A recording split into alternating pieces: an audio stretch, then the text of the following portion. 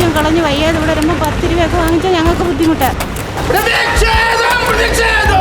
ഇവിടുത്തെ പാവപ്പെട്ട ഒരാൾ ഒരു അപേക്ഷ കൊടുത്താൽ ഇവിടെ ജോലി ലഭിക്കില്ല.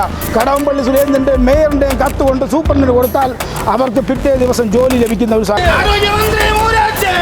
മെഡിക്കൽ കോളേജ് എന്ന് പറയുന്നത് പാവങ്ങൾക്ക് വേണ്ടിയിട്ടുള്ളതാണ്.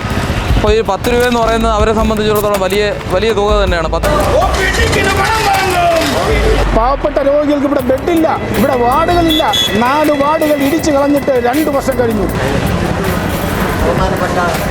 CPM-ന്റെ MLA-യുടെ മേയറുടെയൊക്കെ ആൾക്കാർ നിരന്തരം ഇവിടെ അനധികൃതമായി ജോലിക്ക് കയറുകയാണ്.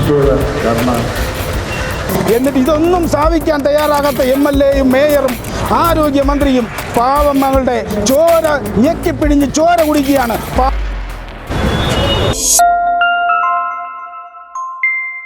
പാവങ്ങളുടെ ഉച്ചക്കത്തി കൈയിട്ട് വരികയാണ്. അതിൽ പ്രതിഷേധിച്ചുകൊണ്ട് വിഷ എടുത്ത് നമ്മൾ HDS-ന് പണം കൊടുക്കുന്ന പ്രതിഷേധ പരിപാടി നമ്മളെല്ലാവരും HDS-ന് പിച്ചക്കാശായിട്ട് പണം നൽകുകയാണ്. പ്രതിഷേധം പ്രതിഷേധം പ്രതിഷേധം പ്രതിഷേധം പ്രതിഷേധം പ്രതിഷേധം പാവപ്പെട്ട രോഗികളെ പിൻവലിക്കും. ആരോഗ്യമന്ത്രി മൂരാച്ച് പാവപ്പെട്ട രോഗികളുടെ പിൻവലിക്കും. നിരക്ക് വർധന പിൻവലിക്കും. പ്രതിഷേധം പ്രതിഷേധം OPD-ക്ക് പണം വാങ്ങും. നമ്മുടെ തിരുവനന്തപുരം മെഡിക്കൽ കോളേജ് കഴിഞ്ഞ 75 വർഷമായി ഇവിടെ പ്രവർത്തിക്കുകയാണ്. ഈ 75 വർഷക്കാലവും സൗജന്യമായി പാവപ്പെട്ട രോഗികൾക്ക് നൽകിയിരുന്ന OP ടിക്കറ്റിന് ഇവിടുത്തെ ആശുപത്രിയിലെ ജനങ്ങളുടെ വികാരം മനസ്സിലാക്കാൻ കഴിയാത്ത അധികാരികൾ 50 രൂപ ഫീസാക്കാനാണ് ആദ്യം നിശ്ചയിച്ചിരുന്നത്. ആ 50 രൂപ ഫീസാക്കുമ്പോൾ അവർ OP ടിക്കറ്റിനോടൊപ്പം ഒരു ബുക്കും കൂടി കൊടുക്കാം എന്നാണ് തീരുമാനിച്ചത്. അതിൽ വലിയ പ്രതിഷേധം ഉണ്ടാകുമെന്ന് മനസ്സിലാക്കിക്കൊണ്ട് അത് 20 രൂപയാക്കി കുറച്ചുകൊണ്ട് ആശുപത്രി വികസന സമിതി യോഗത്തിൽ അജണ്ട കൊണ്ടുവരികയുണ്ടായി. അതിൽ മേയറുടെ പ്രതിനിധി, ആരോഗ്യമന്ത്രിയുടെ പ്രതിനിധി, മറ്റ് വിദ്യാഭ്യാസ മന്ത്രിയുടെ പ്രതിനിധി, തിരുവനന്തപുരത്തുള്ള മന്ത്രിമാരുടെ പ്രതിനിധിയാണ് അതിനകത്തുള്ളത്. അതിൽ വിശ്വൻകുട്ടിയുടെ പ്രതിനിധി, അങ്ങനെ 3 മന്ത്രിമാരുടെ പ്രതിനിധികളാണ് അതിനകത്തുള്ളത്. ഈ പ്രതിനിധികളെല്ലാം തന്നെ CPM-ന്റെ ഏരിയ കമ്മിറ്റി അംഗങ്ങളാണ്.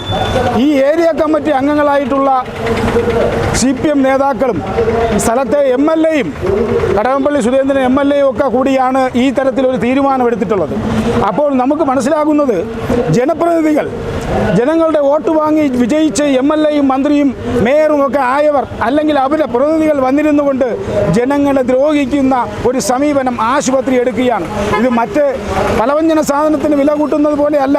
ആശുപത്രിയിൽ നിത്യവൃത്തിക്ക് വഴിയില്ലാത്ത പാവങ്ങളാണ് ഈ ആശുപത്രിയിൽ വന്ന് ചികിത്സ തേടുന്നത്. അവർക്ക് സൗജന്യമായി മരുന്ന് കൊടുക്കുന്നില്ല, സൗജന്യമായ ഭക്ഷണം ലഭിക്കുന്നില്ല. നിങ്ങൾക്കറിയാം, പാലും മുട്ടയും കൊടുത്തിരുന്നത് ഇവിടെ നിർത്തലാക്കിയിരുന്നു. അന്ന് ഞങ്ങൾ ഇതുപോലെ സമരം ചെയ്താണ് പാലും മുട്ടയും നിർത്തലാക്കിയ നടപടി പിൻവലിപ്പിച്ചത്. അതുപോലെ തന്നെ പാവപ്പെട്ട രോഗികൾക്ക് ഇവിടെ ബെഡില്ല, ഇവിടെ വാർഡുകളില്ല. 4 വാർഡുകൾ ഇടിച്ചു കളഞ്ഞിട്ട് 2 വർഷം കഴിഞ്ഞു. എന്നിട്ട് ഇതൊന്നും സ്ഥാപിക്കാൻ തയ്യാറാകാത്ത MLA-യും മേയറും ആരോഗ്യമന്ത്രിയും പാവങ്ങളുടെ ചോര ഞെക്കിപ്പിടിഞ്ഞ് ചോര കുടിക്കുകയാണ്. പാവപ്പെട്ടവൻ്റെ പിച്ചച്ചട്ടിയിൽ നിന്ന് 10 രൂപ കൈയിട്ട് വാങ്ങിക്കൊണ്ട് ഈ ആശുപത്രിയെ ഒരു സേവന പ്രവർത്തനം നടത്താതെ ഇതൊരു ധർമാശുപത്രി എന്നാണ് സംസ്ഥാന ഗവൺമെൻറ് ആശുപത്രികളെ പണ്ട് പറയുന്നത്. ധർമാശുപത്രിയെ അധർമ്മത്തിൻ്റെ ആശുപത്രിയാക്കി മാറ്റുകയാണ് മേയറും ആരോഗ്യമന്ത്രിയും MLA-യും. ആ തരത്തിൽ പാവങ്ങളെ പിഴിഞ്ഞ് ചോര കുടിക്കാനുള്ള സമീപനത്തെ ഞങ്ങൾ ഒരു കാരണവശാലും അംഗീകരിക്കില്ല. ഞങ്ങൾ എന്ത് വില കൊടുത്തും ഇതിനെ എതിർക്കും. മറ്റൊരു കാര്യം പറയാനുള്ളത്, ആശുപത്രി വികസന സമിതിക്ക് കോടിക്കണക്കിന് രൂപ അതിൻ്റെ ഫണ്ടുണ്ടായിരുന്നു. ആ ഫണ്ടുകളെല്ലാം തന്നെ ഇപ്പം കാലിയായ അവസ്ഥയാണ്. ഇതിനുള്ള കാരണമെന്ന് പറയുന്നത് CPM-ന്റെ MLA-യുടെ മേയറുടെയൊക്കെ ആൾക്കാർ നിരന്തരം ഇവിടെ അനധികൃതമായി ജോലിക്ക് കയറുകയാണ്. ഒരാളിന് 30,000 രൂപ വെച്ച് ഏകദേശം 150ഓളം പേര് അനധികൃത നിയമനം ഇവിടെ നേടിയിട്ടുണ്ട്. ഈ ആൾക്കാർക്കെല്ലാം മാസ ശമ്പളം കൊടുക്കേണ്ടി വരികയാണ്. ഈ കൊടുക്കേണ്ടി വരുമ്പോൾ ഇതെല്ലാം HDS-ന്റെ ഫണ്ട് കാലിയാവുന്ന അവസ്ഥയിലേക്ക് പോവുകയാണ്. ഇവിടുത്തെ പാവപ്പെട്ട ഒരാൾ ഒരു അപേക്ഷ കൊടുത്താൽ ഇവിടെ ജോലി ലഭിക്കില്ല. കടകംപള്ളി സുരേന്ദ്രൻ്റെയും മേയറിൻ്റെയും കത്ത് കൊണ്ട് സൂപ്രണ്ടിന് കൊടുത്താൽ അവർക്ക് പിറ്റേ ദിവസം ജോലി ലഭിക്കുന്ന ഒരു സാഹചര്യമാണ്. അതുമാത്രവുമല്ല, ഈ ആശുപത്രിയിൽ പാലും മുട്ടയും കൊടുത്തുകൊണ്ടിരുന്നത് ഗവൺമെൻറ്റിൻ്റെ പദ്ധതിയാണ്.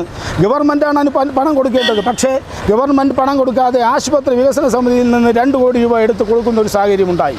അതുപോലെ തന്നെ ഓക്സിജൻ പ്ലാന്റിൻ്റെ പണം കൊടുക്കേണ്ടത് ഗവൺമെൻറ്റാണ്. ഓക്സിജൻ പ്ലാന്റിൻ്റെ പണം ഗവൺമെൻറ് 3 കോടി രൂപ കൊടുക്കാതെ HDSൽ നിന്നും ആ പണം എടുത്തു കൊടുത്തതിൻ്റെ ഫലമായിട്ട് ആശുപത്രിയുടെ ഫണ്ട് വീണ്ടും ഇല്ലാതായി. അതുപോലെ കോവിഡ് കാലത്ത് കോവിഡ് രോഗികൾക്ക് ചികിത്സയ്ക്ക് വേണ്ടി സർക്കാർ പിന്നീട് കൊടുക്കാമെന്ന് പറഞ്ഞ പണം അവർ നൽകാത്തത് കൊണ്ട് 10-30 ലക്ഷം രൂപ അങ്ങനെയും പോയി. ഈ പാവപ്പെട്ട രോഗികൾക്ക് ചികിത്സയ്ക്ക് ലഭിക്കുന്ന ചികിത്സാ കാർഡുള്ള പദ്ധതിക്ക് പ്രകാരം സംസ്ഥാന ഗവൺമെൻറ് 140 കോടി രൂപ തിരുവനന്തപുരം മെഡിക്കൽ കോളേജിൽ കൊടുക്കാനുണ്ട്. ആ പണവും HDSൻ്റെ ഫണ്ടിൽ നിന്ന് നഷ്ടപ്പെടുകയാണ്. അങ്ങനെ സർക്കാർ പണം കൊടുക്കാതെ ജനങ്ങളുടെ മേൽ അമിതഭാരം ഏർപ്പെടുത്തിക്കൊണ്ട് ഈ ആശുപത്രി നടത്തിക്കൊണ്ടുപോകാൻ സാധിക്കില്ല. ഇത് സംസ്ഥാന ഗവൺമെൻറ് മെഡിക്കൽ കോളേജ് എന്നാണ് ഇതിൻ്റെ പേര് പറയുന്നത്. പക്ഷേ ആ ഗവൺമെൻറ് മെഡിക്കൽ കോളേജ് എന്നുള്ളത് മാറ്റിക്കൊണ്ട് ആശുപത്രി വികസന സമിതി മെഡിക്കൽ കോളേജ് എന്ന് മാത്രമാക്കി മാറ്റേണ്ട ഒരു ഗതികേടിലാണ്. ഇത്തരത്തിലുള്ള അഴിമതിയും അനീതിക്കുമെതിരെ ശക്തമായ നിലപാടോട് ഞങ്ങൾ മുന്നോട്ട് പോകും. പാവപ്പെട്ട രോഗികൾക്ക് OP ടിക്കറ്റ് പണം വാങ്ങാനുള്ള തീരുമാനം നിർത്തലാക്കണം, അത് റദ്ദാക്കണമെന്ന് കൂടി ഞങ്ങൾ ആവശ്യപ്പെടുകയാണ്. തുടർന്നും ശക്തമായ സമരവുമായി ഞങ്ങൾ മുന്നോട്ട് പോകും.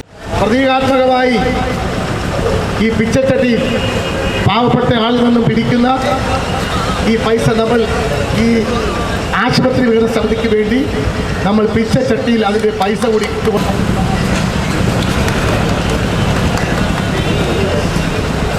വണ്ടിക്കൂലിയും കളഞ്ഞ് വയ്യാതെ ഇവിടെ വരുമ്പോൾ 10 രൂപയൊക്കെ വാങ്ങിച്ചാൽ ഞങ്ങൾക്ക് ബുദ്ധിമുട്ടാണ്. ഈ OP ടിക്കറ്റ് ഇപ്പോൾ ഇവിടെ ആദ്യം ഫ്രീ ആയിരുന്നു, ഇപ്പോൾ 10 രൂപ ആക്കി. അത് സാധാരണക്കാർക്ക് ഉപകാരമാണോ? ഉപകാരമല്ല, ബുദ്ധിമുട്ടാണ്. എവിടെ നിന്നാണ് വരുന്നത്? പുനലൂർ. ഇവിടെ 10 രൂപ ആക്കിയതിനെ കുറിച്ച് എന്താണ് അഭിപ്രായം? OP ടിക്കറ്റ് 10 രൂപയാക്കിയെന്ന് പറഞ്ഞു കഴിഞ്ഞാൽ സാധാരണക്കാരായ ബുദ്ധിമുട്ടുന്ന ഒരുപാട് ജനങ്ങൾ ഇവിടെ വന്നു പോകുന്നതാണ്. കാരണം മെഡിക്കൽ കോളേജ് എന്ന് പറയുന്നത് പാവങ്ങൾക്ക് വേണ്ടിയിട്ടുള്ളതാണ്. അപ്പോൾ ഈ 10 രൂപയെന്ന് പറയുന്നത് അവരെ സംബന്ധിച്ചിടത്തോളം വലിയ തുക തന്നെയാണ്. 10 രൂപ എന്ന് പറയുമ്പോൾ ഗവൺമെൻറ്റിനും ഈ ഭരിക്കുന്നവർക്കും 10 രൂപ എന്ന് പറയുമ്പോൾ നിസ്സാരമാണ്. പക്ഷേ സാധാരണക്കാർക്ക് അങ്ങനെയല്ല. 10 രൂപ എന്ന് പറഞ്ഞാൽ 10 രൂപ തന്നെയാണ്. അതിൻ്റേതായ വാല്യൂ ഉണ്ട്.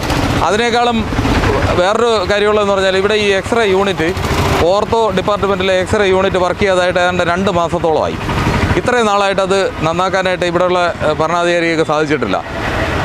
ഇപ്പം ആൾക്കാർ മുഴുവനും കൈയും കാലും വയ്യാത്തവനും കൈ ഒടിഞ്ഞവനും കാലൊടിഞ്ഞവനും ഒക്കെ വന്നിട്ട് ഈ എക്സ്റേ എടുക്കാൻ വേണ്ടിയിട്ട് കാഷ്വാലിറ്റിയിൽ പോയി മണിക്കൂറുകളോളം ക്യൂ നിന്നിട്ട് അത് റോഡ് ക്രോസ് ചെയ്താണ് കാഷ്വാലിറ്റിയിലേക്ക് പോകേണ്ട ഒരു സാഹചര്യം. അങ്ങനെ അവിടെ പോയിട്ട് എക്സ്റേ എടുക്കേണ്ട ഒരു സാഹചര്യമാണ് ഇപ്പോൾ വന്നിരിക്കുന്നത്. ഈ ഉരുട്ടി കൊണ്ടുപോകാനും നടന്നു പോകാൻ പോലും പറ്റാത്തത്. കാരണം അതിന് മാത്രമുള്ള സ്ട്രെച്ചറൊന്നുമില്ല, അതിനുള്ള സൗകര്യങ്ങളുമില്ല. അപ്പോൾ ആൾക്കാർ നടന്നും കാല് മൊണ്ടിയും ഒരു കാല് പൊക്കി പിടിച്ചൊക്കെ നടന്നു പോകുന്ന എത്രയോ പേരെ ഞാൻ കണ്ടു. അവരെല്ലാവരും പോയിട്ട് ഇതാണ് അവസ്ഥ.